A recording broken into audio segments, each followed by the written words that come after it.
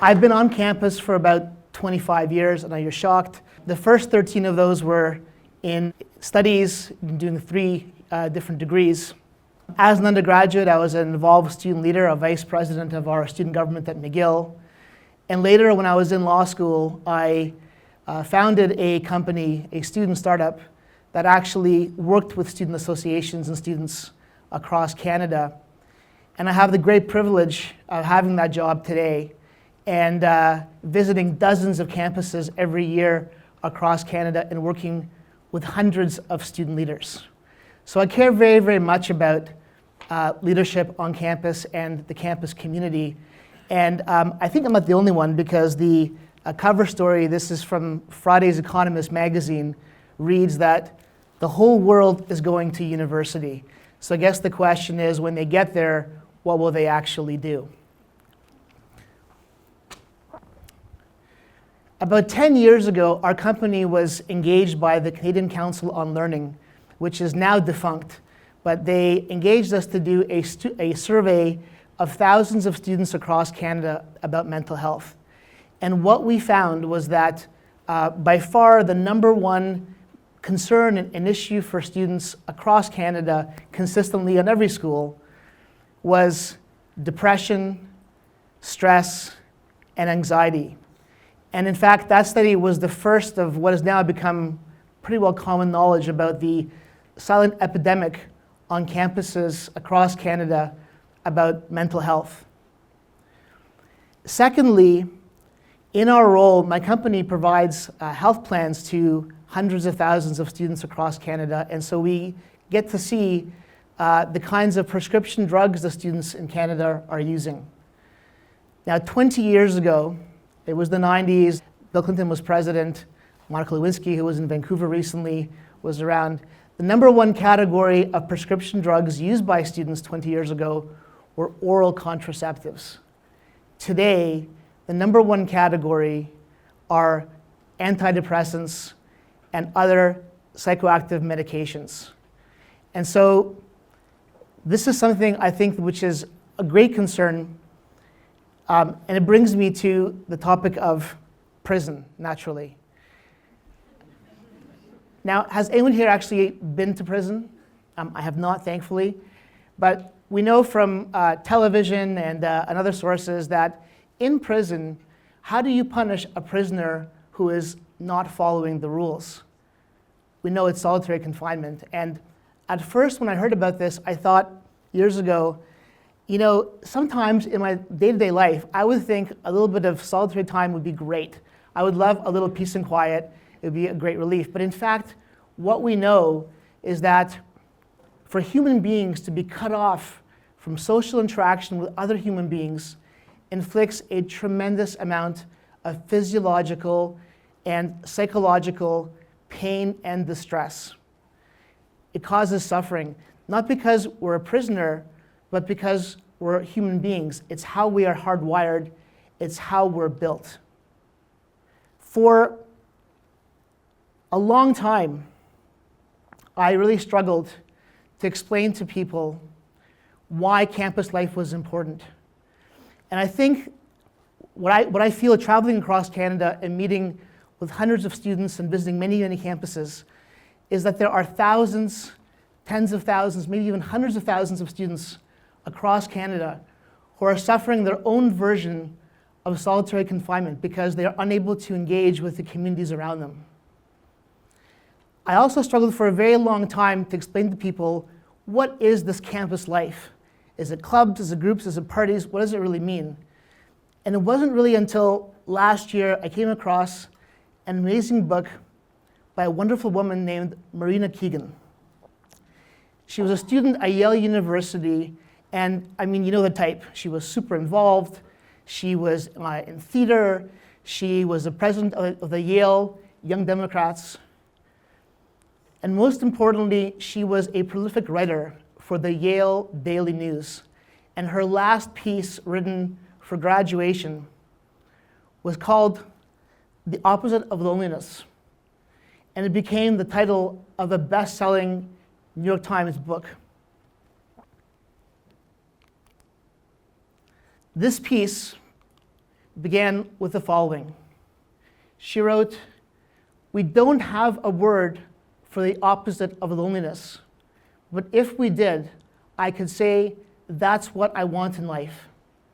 It's not quite love, and it's not quite community. It's just this feeling that there are people who are in this together, who are on your team. When the check is paid and you stay at the table. When it's 4 a.m. and no one goes to bed. That night with a guitar, the night we can't remember. That time we did, we went, we saw, we laughed, we felt. The hats." Sadly, 5 days after graduation, Marina died in a car accident. But the piece that she wrote went viral. It was viewed by millions of people, and again became the title of her best-selling book. I believe the reason for that is that she struck a chord. She talked about something that isn't often discussed, but is the magical experience that students have at this very, very formative time in their lives. There's an obstacle which is often discussed around community experience and community life on campuses. And it's the obstacle called student apathy. Have any of you heard about this or discussed it on campus here? It's not really the vibe today at this conference, which is great, but I hear about it all the time. And when I travel across campuses and talk to student leaders, and I hear about this, I have to say that it really, really drives me crazy. Because it's like as if I was trying to get a date, and I could not get a date, I would say it's the fault of all of womankind that I'm unable to have, someone go with me. It makes no sense whatsoever.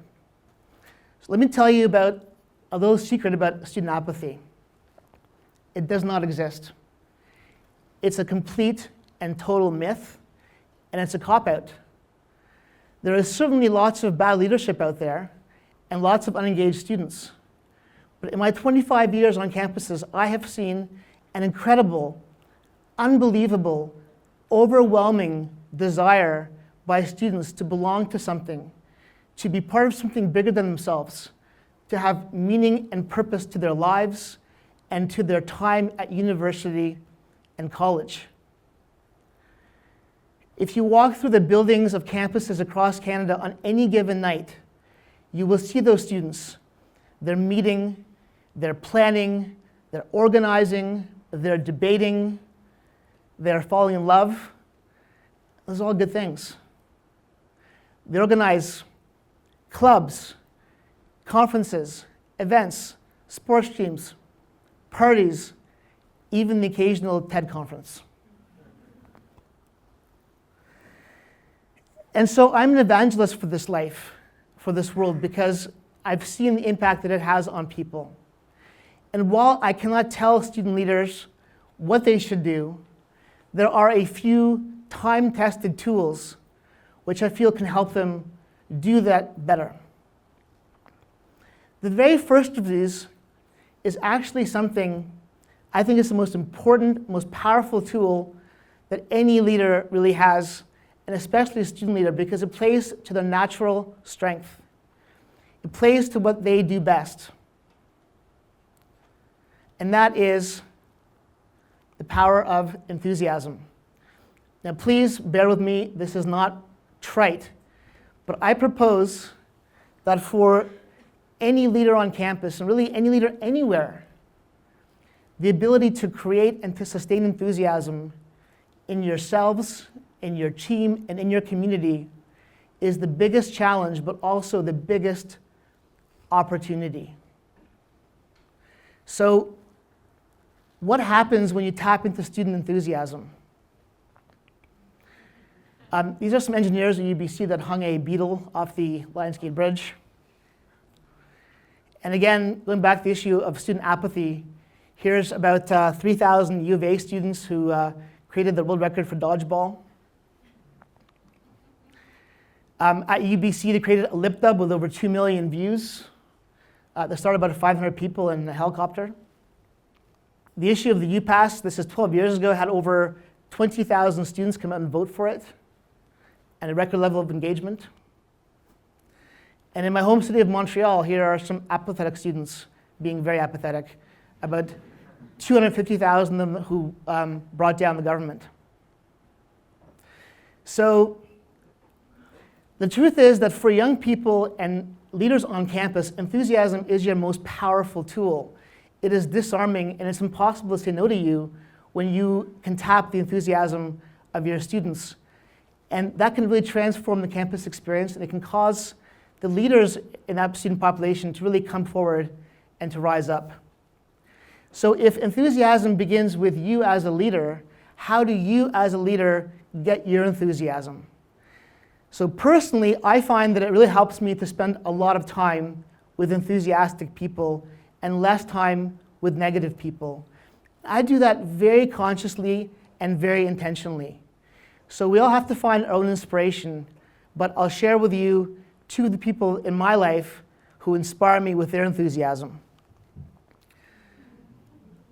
This is my daughter Talia. She's 5 years old in the shot. This is her last year. She's 8. And word of advice, if you're ever traveling with your 2 kids without their mother, and one wants to go paragliding off a mountain of 5,000 feet, it's better to ask forgiveness than to ask for permission.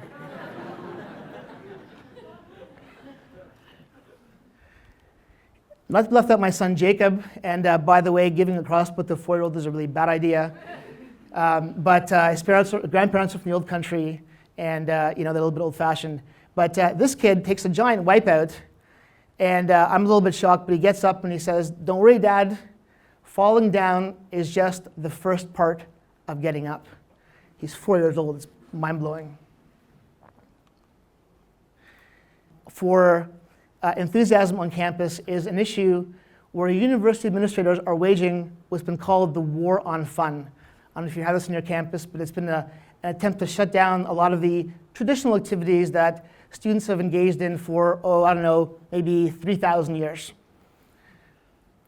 And what is amazing to me is that many of these administrators who are doing this themselves went to school at a time when people drank and chain smoked their way through lectures the whole time. I mean, in the 60s and 70s, it was a different world. And ironically, today, they would not be admitted to many of the universities over which they rule because of the huge changes in admission standards to university. So I beg them to keep that in mind, and keep in mind that many of the fine traditions that have gone on for students have sustained the enthusiasm, the energy, and the fun on campus, which is very important for part of the experience. So my last point to suggest to student leaders, I have not much time, so I'm going to call down one of the greatest powers in the universe, and that is luck. Who wouldn't want to be lucky and have luck on their side? But in fact, luck is a very, very misunderstood phenomenon. I'm not talking about the odds in a casino, or random chance, or throwing a human or animal into a volcano to be sacrificed. And I should say that we are all ourselves lucky to even just be here today, right? We've all won the lottery to be in Canada sitting today, this afternoon, here in Kelowna. But I'm talking about the human phenomenon called luck. When Napoleon would appoint his generals, he would receive all of their credentials, all of their qualifications, and after hearing their whole resume, he would say, "Yes, but is he lucky?" And he did not mean the random chance. He meant the human phenomenon called luck. And in fact, there's a professor in the UK named Richard Wiseman who wrote a book called The Luck Factor. And he did the largest ever study of the human phenomenon called luck. He surveyed 400 people over a period of about 4 or 5 years. And what he found was, in fact, luck had nothing to do with random chance, but had to do with very, very specific behaviors that could actually be modeled and followed to increase your luck. And no one has to be sacrificed. So there's 2 things that really jump out at me from this book and from this study. The first is that he found that people who were lucky were tremendous in using not just logic and reason to make decisions, but they also relied on their intuition and on their gut feelings. And this is actually the thesis of a book called Blink by Malcolm Gladwell, which posits, of course, everyone in the room here has a brain, right? Now, the brain is the most complex known structure in the universe. We're just beginning to understand how it works and discover all of its amazing capabilities. But in your brain, you have an incredible supercomputer called your subconscious, which can process millions of data points and feed that to you to help you make decisions. And of course, if you tap into that, who wouldn't have better decisions and have better luck in their decision making? But of course, the catch is that our subconscious does not speak to our conscious in words. It speaks in emotions. And it's only really through trial and error can we find out what those emotions mean and how we can understand what our subconscious is really telling us. And luckily, it turns out that university, the time at school, is an incredible opportunity through trial and error to find out how to listen to your subconscious, to find out how to fine-tune that communication and make better decisions so that you're lucky in a way that yields happy coincidences, happy chance encounters, having things go your way, all the things we associate with luck. The second thing that he talked about is that people who are unlucky are typically creatures of habit, and they do not change their habits very, very much. People who are lucky make a conscious effort to do things like take a different path to work or to school, or to talk to different people at parties or at functions. And that creates chance opportunities and chance encounters that expose us to things we wouldn't otherwise see or be able to benefit from.